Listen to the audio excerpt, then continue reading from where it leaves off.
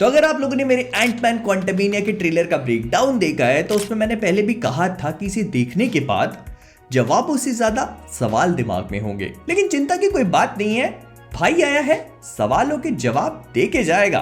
तो इसीलिए बिना समय बर्बाद के सबसे पहले सवाल से शुरू करते कि आखिरकार ये मोडॉक के साथ क्या चल रहा है। देखो, क्वांटमेनिया के ट्रेलर में मैंने पहले भी बताया था कि विचित्र सा सेक्सी बीस्ट जो आपको दिख रहा है, इसका नाम असल में मोडॉक है। MODOC, फिर उसके बाद MODOK हो जाता है। इसका फुल फॉर्म है mental organism designed only for computing, जो आगे जाके हो जाता है mental organism designed only for killing. और देखो, कॉमिक बुक्स में इसका रियल नेम होता है जॉर्ज टैरल्टन, जिसके ऊपर एक्सपेरिमेंट किए जाते हैं एम नाम के ऑर्गेनाइजेशन द्वारा, और फिर ये बन जाता है इस तरह का विचित्र दिखने वाला ऑर्गेनिज्म। लेकिन मार्वल सिनेमैटिक यूनिवर्स में इसके ऊपर अपना टेक लिया गया है और इसका रोल प्ले करने वाले हमारे अपने वही के वही कोरी स्टॉल, जिन्होंने डैरन क्रॉस का रोल प्ले किया था एंटमैन 1 में। और अगर आप लोग सोच रहे हो कि हुआ कैसे होगा, तो इसके पीछे सिर्फ एक ही आदमी जिम्मेदार है, द जीनियस टोपीबाज केविन फाइगी। भाई कैसे सोच लिया होगा। आप एक बार एंटमैन 1 का वो सीन रिविजिट करके देखो, जब इस बंदे की डेथ होती है, मतलब येलो जैकेट या फिर ये डैरन क्रॉस की जब डेथ होती है, तो एंटमैन जब इसके सूट में जाकर उसके साथ छेड़छानी करता है तो सबसे पहले इसके हाथ खत्म होते हैं। तो जब हाथ छोटे होते हैं, और इस शॉट में मोडॉक के हाथ और पैर ही सबसे ज्यादा छोटे हैं। एंड सरप्राइजिंगली ये जितना भी रिडिकुलस लगता हो, ये कॉमिक बुक एक्यूरेट डिजाइन है। और फिर सोचने वाली बात ये है कि जब इस वाले शॉट में इतना हैंडसम ऑलरेडी लग ही रहा था, तो फिर आखिरी में इसको ऐसे मेंढक जैसा क्यों बना दिया भाई। तो देखो, इसके पीछे दो पॉसिबिलिटीज हो सकती हैं। सबसे पहले तो ऐसा हो सकता है कि ये इसका एक पहला वाला एकदम प्राइमरी वर्जन है, और इसने आखिरी वाले शॉट में ऐसे मास्क वास्क लगा लिया हो। ऐसा बोला जा रहा है कि इसके पास एक मास्क होगा जो ये लगा लेगा और वैसे गन वन निकाल लेगा, जो ऐसे कॉमिक बुक्स में भी इसके जो चेयर होती है, इसके पास ऐसे गन्स वन्स होती है, तो निकालने के लिए इसे मास्क लगा लेगा, मतलब ये उसका दूसरा फॉर्म होगा। या फिर ऐसा भी हो सकता है कि जब ये कंप्यूटिंग मतलब C से K लगाएगा, किलिंग बनेगा, तो फिर ये ऐसे ट्रांसफॉर्म हो जाएगा, ऐसे ट्रांसफॉर्मेशन, जैसे ट्रांसफॉर्मर्स ट्रांसफॉर्म होते हैं ना, तो ऐसे दूसरा ट्रांसफॉर्मेशन है इसका। ये मेरे आसपास की आवाजों को इग्नोर करना। जगह बदल जाए, स्टूडियो बदल जाए, 200-300 साल पुराने घर अपना पीछे नहीं छोड़ते भाई लोग।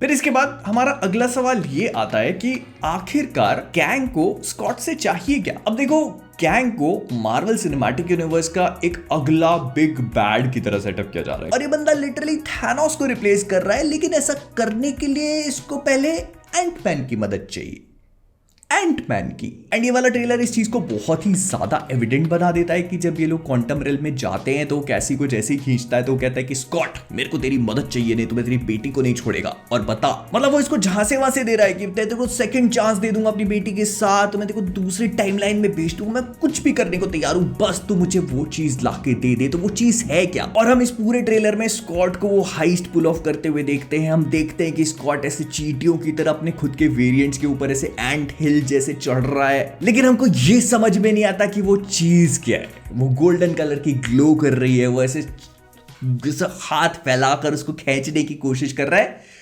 लेकिन वो है क्या। तो देखो, इसके पीछे मैंने कुछ ऐसे अपना दिमाग लगा करके पॉसिबिलिटीज ढूंढने की कोशिश करी है, तो मैं आप सबको एक एक करके बता देता हूं। तो जहां तक मुझे लगता है, तो ये वाला कैंग जो है ये क्वांटम रेल में फंस चुका है और इसके पास बाहर जाने का कोई भी रास्ता नहीं है, और वो जो भी चीज है वो इसको यहां से बाहर निकालने में मदद करेगी। एंड इस चीज की हिंट हम लोगों ने पहले वाले ट्रेलर में देखी थी, और वो था वो छोटा सा ऑब्जेक्ट जिसको वो ऐसे डालता है और ऐसे बंद कर देता है। और मैंने पहले भी कहा था कि वो हार्ट ऑफ फॉरएवर हो सकता है। अब हार्ट ऑफ फॉरएवर का भी मार्वल कॉमिक्स में बहुत ज्यादा गहरा मेंशन नहीं किया गया, बस इतना कहा गया है कि कैंग की जो सिटी है क्रोनोपोलिस, उसका इंजन सॉर्ट ऑफ चीज है, मतलब उसको रन करने के लिए यूज किया जाता है और उसका बहुत ही इंपॉर्टेंट कंपोनेंट है। तो मे बी ऐसा हो सकता है कि कोई वहां से ऐसे निकाल के उठा करके लेके चला गया उसको, और उसके बिना कैंग अपनी सिटी को इधर उधर लेके नहीं जा सकता, मतलब वो टाइम में स्टक है और प्रॉपरली उसका यूज नहीं कर सकता है। तभी अगर आप ध्यान से देखोगे तो इस पूरे ट्रेलर में कैंग ने हर एक चीज का इस्तेमाल किया है सिवाय एक के, और वो है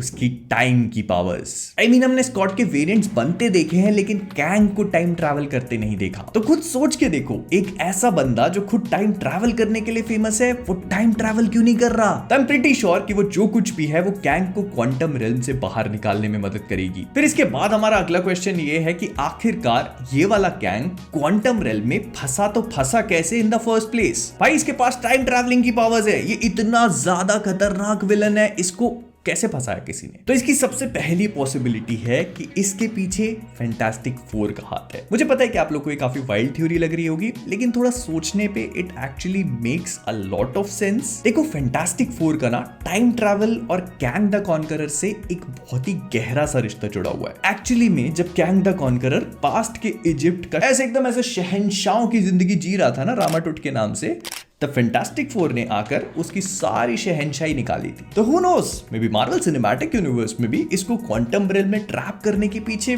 वही लोग जिम्मेदार हो। एंड गेस व्हाट, फेज 6 की पहली मूवी फैंटास्टिक फोर ही है और वो फेज 6 में काफी बड़ा रोल प्ले करने वाले। कैंग डायनेस्टी सीक्रेट वॉर में उनका बहुत बड़ा रोल होगा। और ऐसा भी सुनने में आ रहा है कि जो फैंटास्टिक फोर की मूवी है वो पास्ट में टेक प्लेस करेगी, मतलब 90s, 60s और 70s में। तो क्या पता ऐसा हुआ हो कि वो लोग एक्चुअली में रहते तो प्रेजेंट टाइम में ही हो, लेकिन वो जब रामाटुट को रोकने के लिए पास्ट में गए हो तो वो खुद भी 90s, 60s और 70s में फंस के रह गए हो। मतलब मैं देखो अपनी थ्योरी लगाता रहता, आपको क्या लगता है कमेंट्स में बताना मत भूलना। लेकिन इसके बाद मेरे दिमाग में एक और पॉसिबिलिटी भी है जो मुझे लगता है कि शायद ज्यादा सही होने के चांसेस हैं। तो अगर आप लोग लोकी का फिनाले याद करोगे तो उसमें जब लोकी और सिल्वी पोलार्ड के पास जाते हैं तो उनको कहता है कि इस पूरी दुनिया, मतलब ये जो पूरी सीक्रेट टाइमलाइन उसने क्रिएट करी है, उसमें सिर्फ वही एक अपना खुद का वेरिएंट है। लेकिन एंटमैन के रीसेंट ट्रेलर में हमको ये पता लगा है कि जैनेट एवेंजर्स एंड गेम के पहले से कैंग को जानती थी, जिसका मतलब यह है कि क्वांटम रेल्म में वो एवेंजर्स एंड गेम के पहले से एग्जिस्ट करता है। तो या तो ही हू रिमेन्स को क्वांटम रेल्म में एग्जिस्ट करने वाले कैंग के बारे में नहीं पता था, या फिर उसके टीवीए वाले क्वांटम रेल्म तक पहुंच नहीं सकते थे। एंड अगर पहुंच भी सकते हो तो उसने सोचा कि भाई ये वहां फंसा हुआ है, किसी का कुछ उखाड़ नहीं सकता, इसके पीछे मैं अपने लोगों को मरने के लिए क्यों भेजूं। एंड जैसे ये क्वांटम रेल्म वाले कैंग को पता चला कि इधर सिल्वी ने पोलार्ड को पेल दिया है, ये भाई साहब उठ खड़े हुए दुनिया को कॉन्कर करने चले। आई नो, मतलब आप डिसाइड करो what theory makes sense, what does not. मैंने आपके सामने दोनों पॉसिबिलिटीज रख दी है। और इसके बाद आता है हमारा सबसे मेन क्वेश्चन कि क्या स्कॉट मरेगा या कैंग। तो देखो जहां तक मुझे लगता है तो स्कॉट लैंग इस मूवी में नहीं मरने वाला। Scott Lang is far to important to die right now. हमें एक एंटमैन की बहुत ज्यादा जरूरत है, और नहीं, कैसी लैंग उसकी जगह नहीं ले सकती। वो एंटमैन नहीं है, वो स्टेचर है। हाँ, ऐसा जरूर हो सकता है कि स्कॉट लैंग को मारा जाए, लेकिन हमारे वाले स्कॉट को नहीं, बल्कि उसके किसी और वेरिएंट को। This is the fun part, क्योंकि हम लोग अब मल्टीवर्स में है तो कई सारे वेरिएंट देखने को मिलेंगे और कभी भी किसी के भी वेरिएंट को मारा जा सकता है। तो कैंग जो है अपने ऐसे फ्लेक्स करने के लिए, ऐसे वजनदारी दिखाने के लिए स्कॉट के वेरिएंट को ऐसे मारे, और मतलब पूरी मूवी में हमें उसके कई सारे वेरिएंट्स दिखाए जाएंगे और कई सारे वेरिएंट्स को मारा भी जाएगा।